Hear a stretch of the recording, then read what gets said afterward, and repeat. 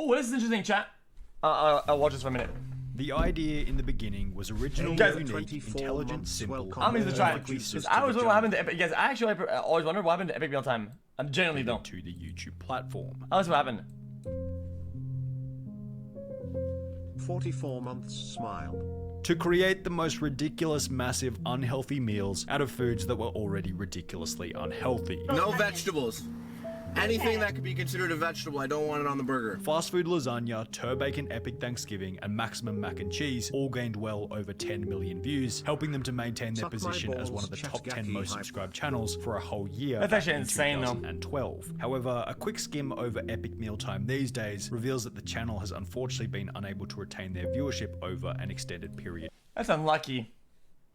Of time. The approximate 50,000 views on each video is in stark contrast to the channel's heyday, with many of these 50,000 views likely coming from former fans, either coming back for a hit. Guys, you guys used to watch this? I actually used to watch it a lot. Both ended up happening to Epic Mealtime, and why the channel's extreme viewership eventually floundered. Because in the beginning, everyone was talking about them on YouTube, Facebook, Reddit, and even in real life, which was the first thing that gave them a massive advantage over every other YouTuber. The Gamer from Mars mentioned a similar phenomena around 4 years ago in his video talking about the group. I remember back in the 10th grade, whenever there was a new episode of Epic Mealtime, all the kids would come to school the next day and discuss the creation they had made. On the exact opposite side of the world over here, it was the same story. The first thing you wanted to do after you discovered Epic Mealtime was tell your friends and family about this channel that made the most outrageous food imaginable. For some reason, Epic Mealtime just generated more word of mouth discussion than what felt like any other channel at the time. Tell your friends to watch Epic Mealtime. Not entirely wrong, actually.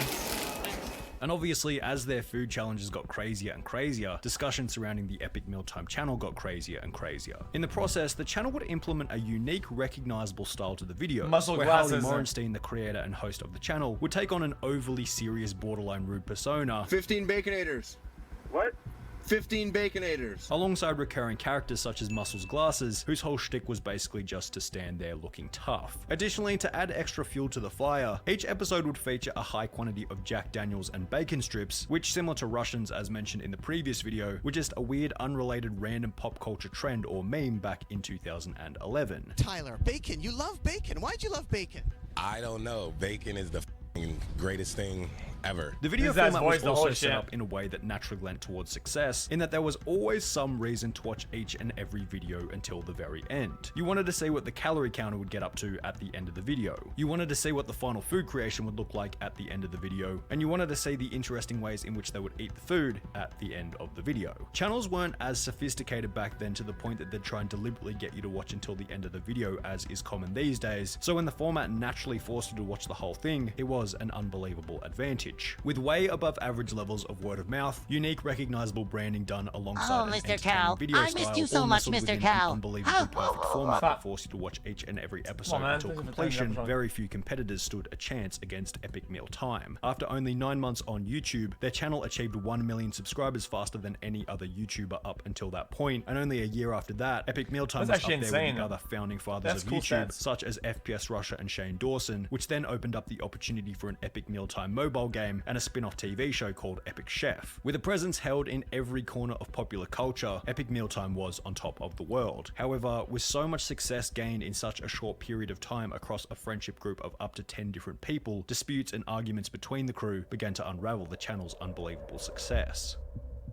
Juggling the politics was always the one thing I did not like to do and I didn't enjoy. As 2013 rolled around, fans began to notice that it was becoming less and less common to see the whole Epic Mealtime crew together as a group in any of the videos. One article written by New Rockstars made a comment about one of Epic Mealtime's recent videos, stating that the strangest part of the episode was not the bizarre monstrosity of a meal that had been created, but rather the fact that Harley Morenstein was appearing in the video by himself. The reason for this would eventually come to the surface, and was what you might call unfortunately predictable. Behind the scenes, some of the people within the group weren't exactly getting along. You know, I went through a period on Epic Mealtime where, you know, things are like getting difficult with personal relationships and it's becoming very taxing mentally. Two of the most infamous recognizable crew members, Alex Perrault and Tyler Lemko, each had a falling out with both the creator of Epic Mealtime, Harley Morenstein, and his brother, Darren Morenstein, who had also been a co-creator of the channel. When interviewed on the topic, Alex Perrault, who played the character of Muscles Glasses, stated, "Essentially, I felt like I wasn't being treated fairly considering the value I brought to the show. Other than Harley, no other member of the crew had any ownership of the company. There were many promises made over the years that were not kept. It got to the point where I couldn't trust Harley as a friend and Harley and his brother as business associates. Later, Harley would explain that Alex Peralt had been a salaried actor who was simply paid to play the role of Muscles Glass.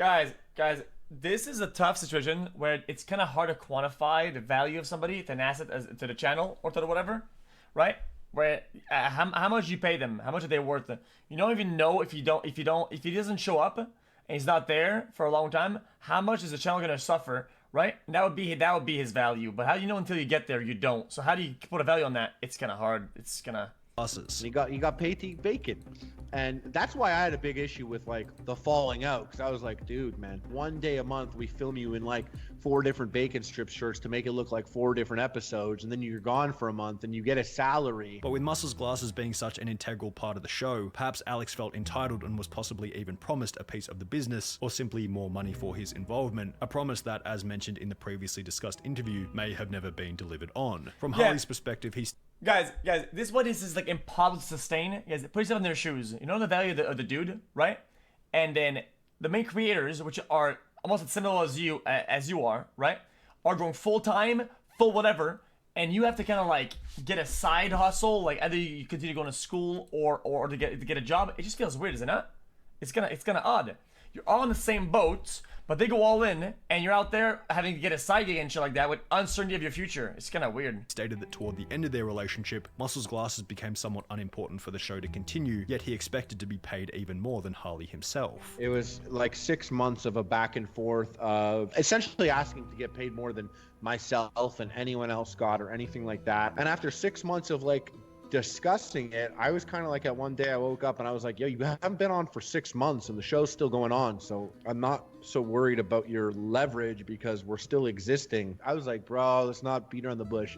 You get paid to eat bacon once a month. Like, relax. Like relax with all this. Tyler Lemko agreed with Muscles Glasses, stating that he had left for the same reasons, however also added that business just got in the way of it being fun. You could almost feel the truth of this statement as their channel got increasingly more popular. Harley stated that at times, specifically when the team moved to LA, the videos were becoming a chore or a job, something he needed to do for the sake of paying his employees as opposed to a fun project as it had been in the beginning. I kind of got to this place where I'm like, it's a job, gotta do it, and I go back and watch some of these videos, I'm like, I see that moment where I was like, yeah, gotta do my shit, because if I don't do it, you know, people aren't gonna have jobs. During the initial months of the channel, it was just a group of dudes who seemed to be making the videos because they genuinely wanted to see nothing more than what kind of monstrosity they could come up with for that specific week. But as time progressed, that bunch of bros just trying to make the stupidest thing possible vibe just kind of went away. By 2014, not long after the channel was one of the most popular on YouTube, they'd even put out numerous episodes where Harley, the host of the show, didn't even appear and was replaced by other members of the crew, like they were just making the food because they were paid to do so, while Harley was probably out handling other things. This is just to the business weird. side of the channel. Wait, There's that like vibe is so weird. much more going on and infrastructure happening beyond just me being like, yo, I'm in the kitchen with the camera, boy, get at me. Going too hard on the business side of things can really take a hit on the channel's level of fun and homely relatability, which may have happened in Epic Mealtime's case, judging from Tyler Lemko's comment of business just got in the way of it being fun. However, it's kind of hard to blame Harley and the Epic Mealtime channel for going more corporate and wanting to up the production value, because the production value might have been one of the only things they could change. The format was extremely limiting. We mentioned earlier that cooking a big meal to completion proved incredibly effective in getting the viewer to watch each and every video until the end, but for the very same reason, it was incredibly simple to replicate and there was barely anything they could do to make the format novel. The show's not like it's like a novelty anymore. There's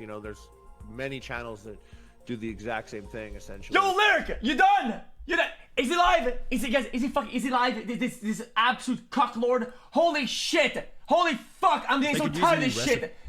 Go live or play a game. Stop going in and out of, dude. I'm not getting out of Origin. I can't. Cook a new meal for every single video, but beyond that, the room for variation was limited, resulting in unavoidable repetitiveness, which then began to show in the video's average monthly viewership. By late 2013, long after the departure of Tyler Lemko, Muscles Glasses, and approximately 3 years after the channel posted their first video, the channel's monthly viewership declined to approximately 10 million per month, where it would stay for the following 3 years. Despite the drop, Harley hadn't lost any passion for the project. He'd upload a new Epic Mealtime every single Tuesday for 5 years straight. However, the drop in views did mean that that making the videos financially feasible was becoming harder and harder. YouTube isn't in a place where spending $1,000 with, you know, like 5 employees making an epic meal makes any sense anymore. You know what I mean? With each video costing approximately $1,000 for supplies and probably another $1,000 again, if not more, to pay for his 5 salaried employees, getting the numbers to stack was increasingly difficult with a dwindling view count. If each video was costing them $2,000 and we use a standard ad rate of say $3 to $4 per 1,000 views, each video would have to be gaining more than 500,000 to 700,000 views just to break even, a number that the videos wouldn't always reach in 2015. Harley did mention that they had food sponsorships and merch sales to assist in making the videos more financially feasible, but with a slow yet continually declining view count, I know that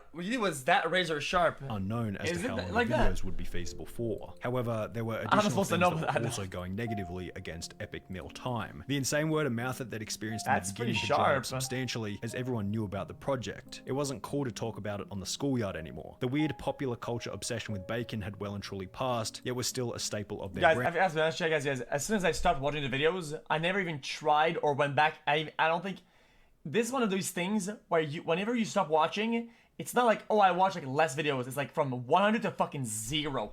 Like I remember once I stopped watching, I never even clicked a single one episode which ever gave the again. channel a bit of an outdated feel, almost like the videos were a tribute to what the show used to be, as opposed to a show striving for a fresh, meta, updated production. Epic Mealtime also swapped out the intensity that had kept their content interesting in the beginning for blander, more relaxed, docile videos that felt like they had less energy invested into them.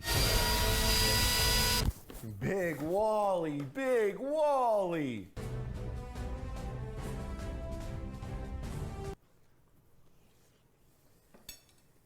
Wow.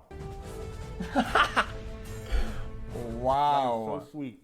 I'm eating the sesame seeds and they taste Dr. Peppery. Do I have sesame seeds in my beard?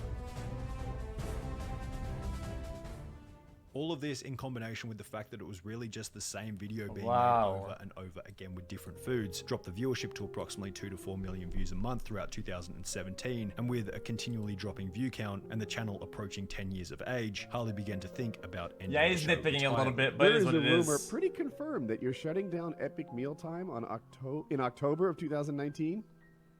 Yeah. The main reason for this, as Harley explained, was due to the age of the show, also implying that the cooking had become monotonous. Now we're coming up to the 10-year, and I'm like, 10-year. Like, I don't even like cooking, bro. No, I'm kidding. When October 2019 rolled around, the date at which Epic Mealtime was to end, the channel's content changed slightly to eating the whole menu challenges, as well as the display of cheap or expensive food. However, it slowly changed back to cooking up massive meals similar to the early days of the show. Overall, the channel just feels a little bit outdated. The thumbnails feel a couple of years behind, and the video page looks a little inconsistent and unstructured when compared to the early days of the channel. However, Harley seems like an incredibly driven, success-focused individual with a high degree of personal responsibility who simply found himself imprisoned within a video format that unavoidably became repetitive. He's taken the fall of his channel on the chin and is therefore simply grateful for the opportunity to have been a big name in the early days of YouTube, an attitude that we can I made her feel bad. No, I didn't, because I was just kidding. I was kidding. Without a doubt, appreciate as commendable. Guys, I was kidding, I never man. expected it to go so long. I never expected it to be such a thing. You know, there was definitely some trials and tribulations. There was definitely lots of things to celebrate. I think I'm very fortunate. Guys, I'm gonna pull the reverse victim card. Guys, now I'm feeling really bad that he feels bad. Now I'm thinking about just ending the stream at this point. I think I was very lucky. I might just log out.